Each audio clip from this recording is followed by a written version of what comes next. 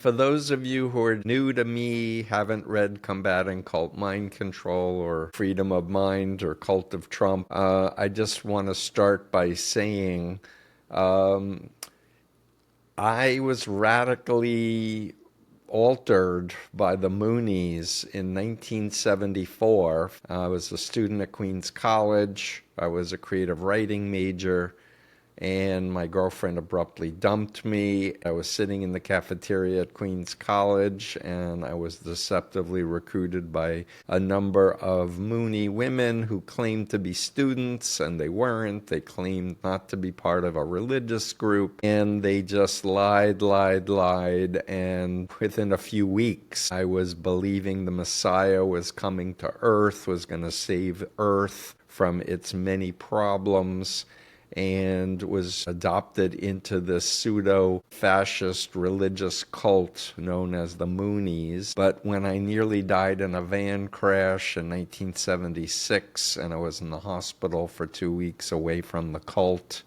the famous story, and I tell it in chapter 2 of Combating, I reached out to my sister Thea, who is the only person in my family and friends who didn't say I was in a cult and I was brainwashed. So I thought she was the least evil of all. And I was always very close with Thea, and told her I was in the hospital, and she told me she wanted to take care of me and I should visit, and she wanted her son to know his Uncle Stevie.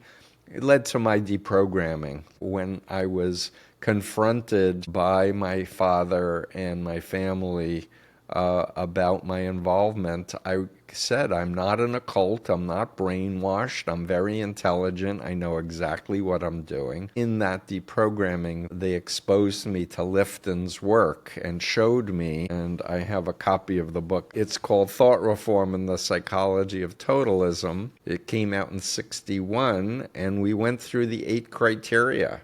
And by the end, I was confused because I believed the Moonies was God's people and the commies were Satan's people, and the Moonies were doing the same thing as Satan's people. And that led to my realization the following day that Moon was a liar. And if he was a liar, then he couldn't be the Messiah. He couldn't be sinless.